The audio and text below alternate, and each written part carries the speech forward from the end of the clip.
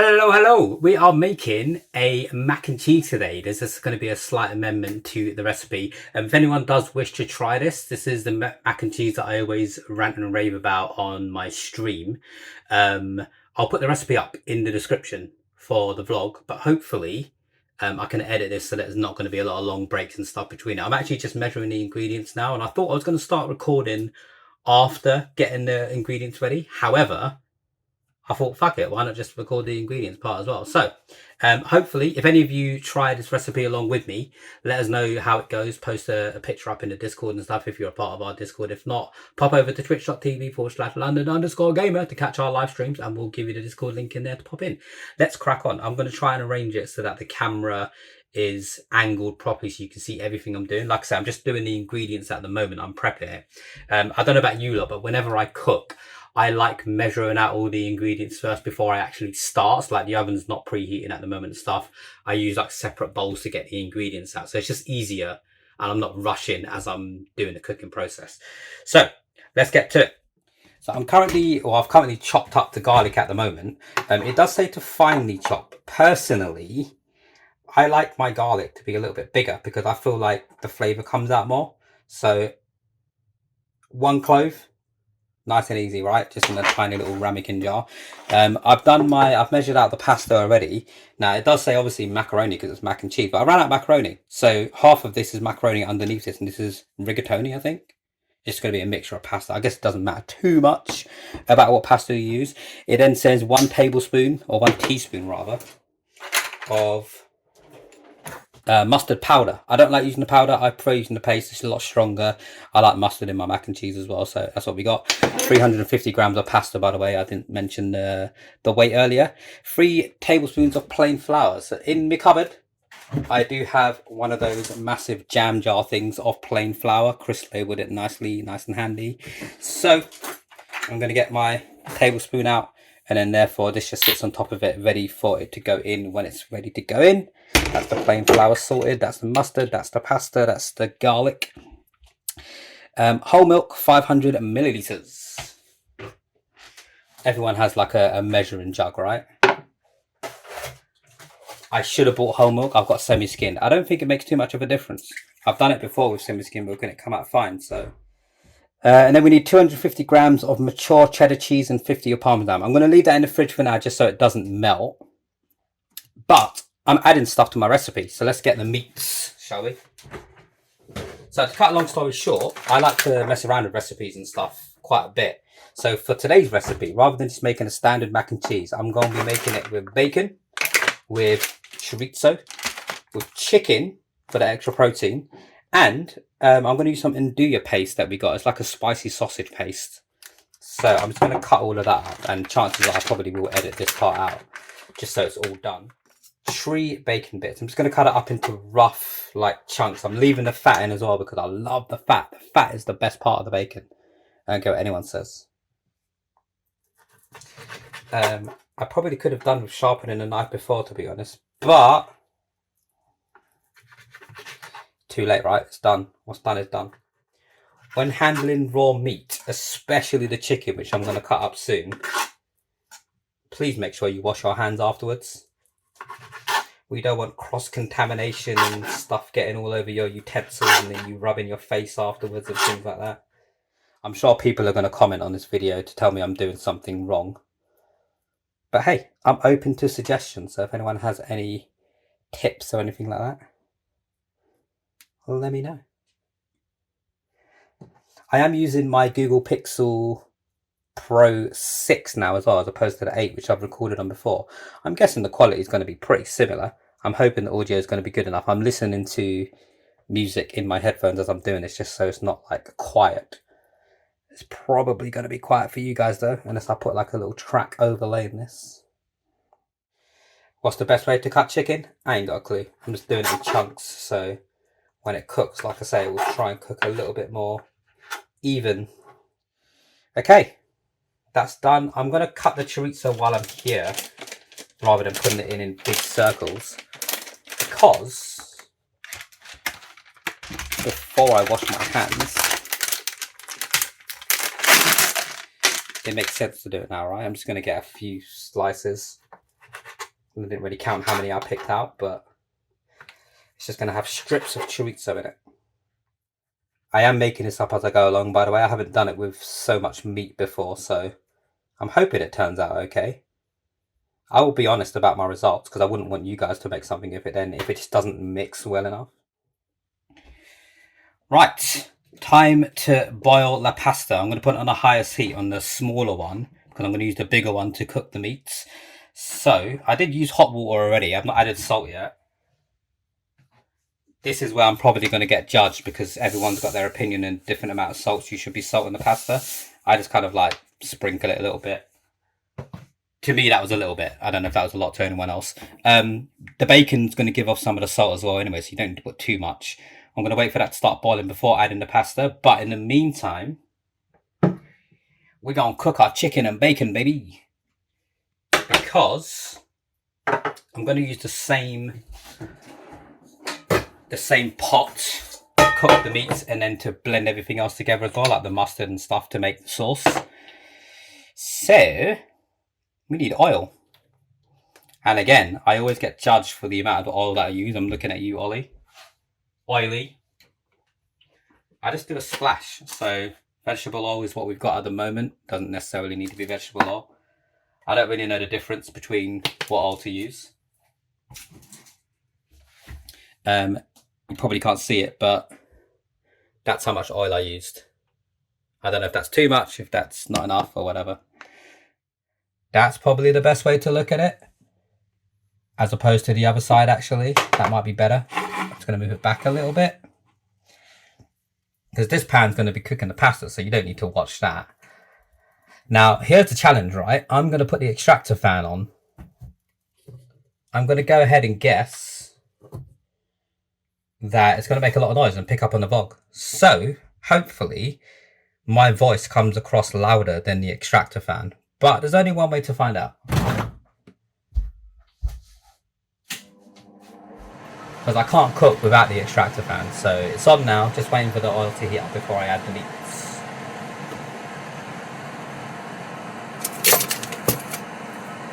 Bread and spoon! Spoon! Okay, the meat's starting to sizzle, so in it goes. Now with this, because it's on a high heat, I need to constantly stir the meat just so it doesn't stick to the bottom of the pan and burn. So just until the bacon and the chicken releases their own kind of like juices, I just need to make sure I'm constantly stirring it. I'm going to put the heat down now though. It was on 12, which is the max. I've turned it to 9. Because all we want to do is just basically cook the insides of the chicken. When they all turn white, I think we're good to go. The water is still waiting to boil.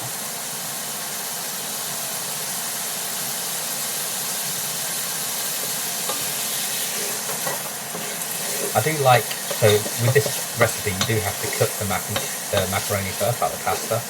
But there are some recipes where you just put it in dry and then you leave it in the oven for longer, it cooks it within the sauce. I've not tried it that way, to be honest, but this is the only way that I know, so I thought, screw it, we're just going to do it the way that I know how to do it, and that's actually going to come out pretty nice.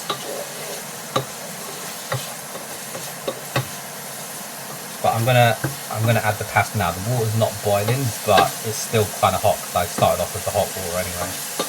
The pans that we've got, they're good, but they take ages to freaking heat up. But once it's heated up, it takes ages to then cool down. So it works the other way. I can see the water starting to bubble at the bottom now, so I'm just going to add it in now just so it's started get a bit soft.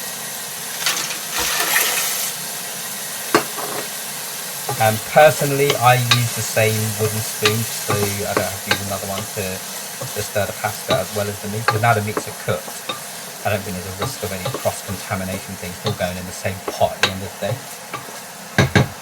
So I'm always stirring the pasta because, again, I don't want it to get stuck to the bottom of the pan.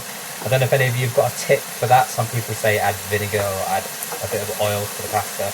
I don't think it works. I think I've tried it before. Nothing really happened, to be honest. Okay, all the chicken is white on the outside. I'm just going to give it a minute or two more, because that doesn't necessarily mean it's fully cooked yet, but You don't want it to fully cook. What I do as well, I should have mentioned actually, is I like to shred the chicken up a little bit. So now that they're cooked, I don't know if you can see this on the camera or not. I'll try to bring one step over to the end. Now that the chunks are cooked, if we just kind of mash it up with the wooden spoon a little bit, it kind of shreds it a little bit. Now I don't want it too shredded, I still want it to be like chunks so that when you take a bite of the mac and cheese, you get that chicken taste, of course. But I do like some shreddiness because that means the chicken just gets everywhere.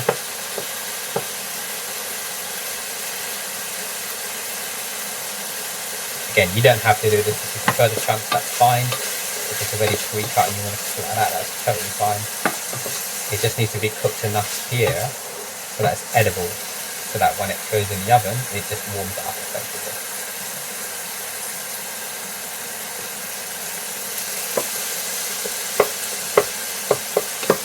I want to get rid of all the pinkness.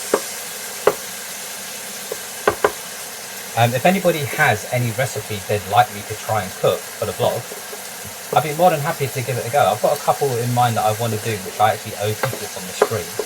So I will be making the dessert baklava, if that's how you pronounce it. I believe it's called wheat. I'll be doing that for the vlog at some point for my good friend Dap. If anyone wants to try anything, let me know. Maybe I'll give it a go. Right, I think that meat is good to come off. Right, you can use oil for this bit. I'm going to use butter. It says 2 tablespoons of butter, I believe, but I just throw some in. I don't really measure the butter because I don't think you need to. This is the bit where I just get a little bit experimental. Like, butter's good anyway, personally. So we let that melt for a second. And then, once that's melted, we throw in the garlic and the mustard.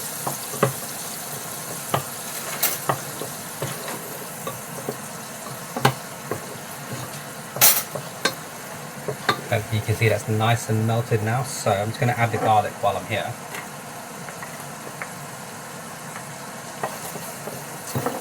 I'm going to need to get my whisk out soon actually. Where is the whisk? I'm going to put the heat lower as well because I think it's a little bit too high, so I'm just going to take it off while I add the mustard. This is a fancy mustard that Chris got as a present. It's my partner's teacher, so like at Christmas and stuff. They give them gifts. It's a private school, so the recipe called for 1 teaspoon. I've kind of added 1.5 because I do like my mustard. But I mean, if you don't like mustard, you don't need to add the mustard. It still works without it. Okay, I'm going to get the whisk. Right, so you just whisk it. Make sure you don't overcook this bit because this is why I put the heat on low. This is where you now need to add the flour, I believe.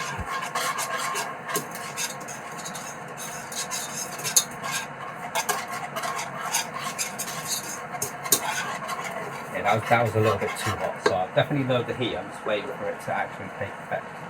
Now I need 3 tablespoons of plain flour. Now I think most people add it separately and then kind of whisk it as you're going along. I just like to add it all at the same time. I think that should be enough. Just because I'm lazy, when you've got like more than one thing on the stove at the same time, I can't really multitask that well. So once the flour's in, I'm using a whisk now as opposed to a wooden spoon because the next stage you need to use the whisk. So I thought, you know what, now the spoon just stays in the pasta. So it's made a nice little thick yellow, kind of like saffron colour. It's not a paste, but it's also not a liquid. It's kind of like in between. So at this point, back on the stove, on heat number 8, you need to add the milk. So you don't throw it all in at the same time, you just gradually add it so that it helps combine the whatever pasty substance you had earlier. And then it eventually makes like a sauce. So just add it a little bit at a time until it gets a bit thick. Once it gets thick, you can add a bit more. Nice and easy, right? But you have to constantly whisk this. You can't take your eye off it. Because I've done that before and it didn't end up well. burnt almost.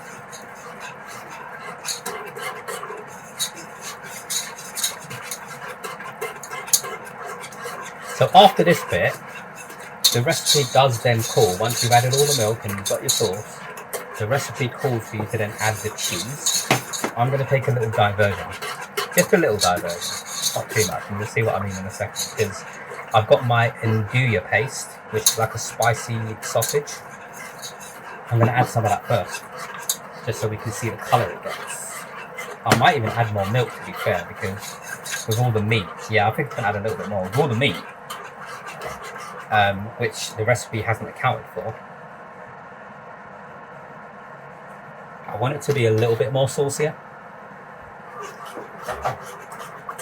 So I'm going to let this thicken up a little bit. Now might be a good time to add the paste, actually.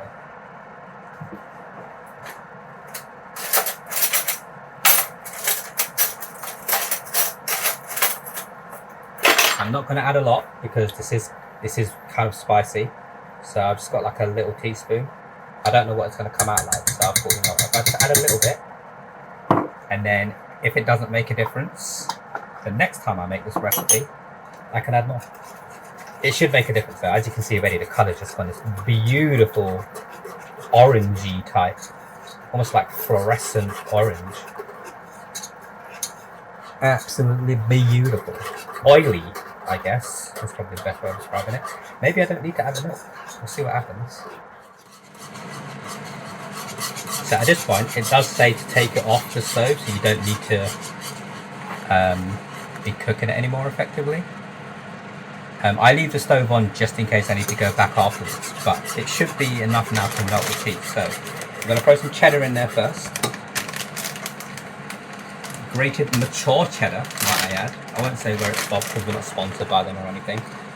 But all I'm doing, so it says 250 grams, I just take 2 handfuls of the cheddar because I'm going to add mozzarella as well. Like, I might be putting more cheese than needed, but so what, right? No one ever complained at something being too cheesy, surely. So you just keep whisking it. It has to be a whisk at this point, don't forget. If you use a wooden spoon, it won't combine properly. I know it sounds stupid because cheese melts, but trust me on this one, it won't. I'm going to turn the pasta off as well. I think that's done. You just need to cook the pasta 2 minutes less than the pack. The pack said 10 minutes, so I'm pretty sure it's been on there for longer, but it doesn't matter. It's not going to like turn into mash or anything. But I will take it off the heat. Okay, now as you can hopefully see on the camera, it's gone a bit smooth again now. Before I had the lumps of cheese in it, but because I'm constantly whisking it on the heat, it's kind of blended in. So I've got... Okay, that's a big rip. My phone overheated and stopped recording, so I'm actually using my current phone at the moment. I drained the pasta, so all I'm really going to do is move the pasta into there with the meats, and then we're going to put it in a Perspex dish into the oven. So I'm going to do that. I probably can't do that with one hand, so bear with, and then I'll get back to recording afterwards. Okay, I've added the bacon, the chicken, the chorizo slices, the pasta, all to the same pot that had the sauce in it. Look how glorious that looks.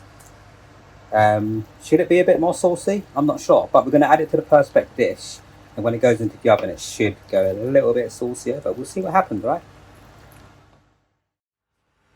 Okay, I've emptied it into the Perspex dish.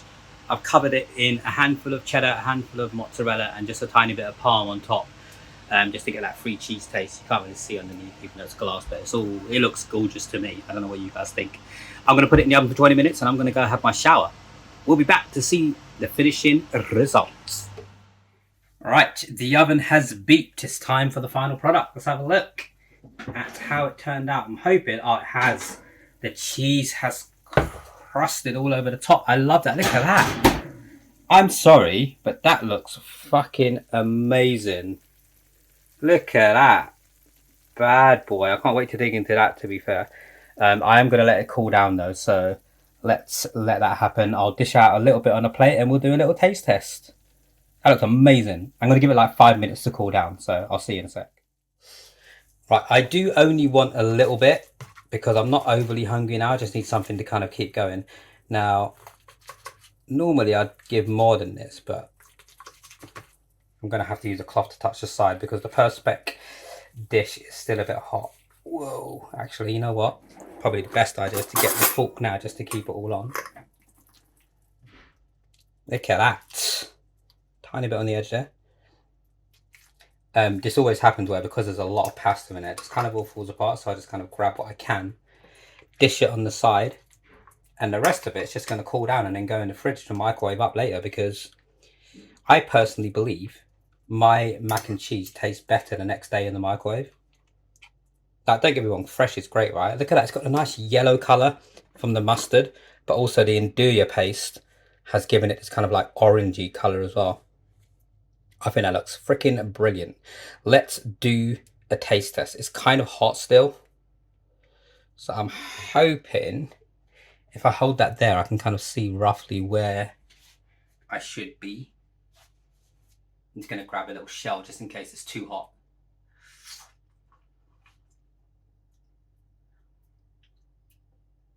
Okay. I'll let you guys be the judge. If anyone's going to make this, you need to try it and then let me know how it is. But I think about that myself. So good. For anyone who's lasted this long, thank you so much for watching. Obviously, like, subscribe, comment, do what you like. It all helps with the analytics, and the more I grow, the more I show. So thank you for stopping in. Again, if anyone's making this recipe, please, please, please post the pictures. Let us know. Link me in it or something just so I can see, because I'd be keen to see how you guys like it. In that bite that I took, it had like a bit of chicken, a bit of bacon in it as well. I think I missed the chorizo, but I could still taste every single part of it. So I'm pleased. I'm a happy bunny. I'm going to go finish the rest of it and then put some in the fridge for later. And we'll see you on the next vlog. Until then, stay safe, take care of each other, and as always, keep on gaming. Ciao, ciao.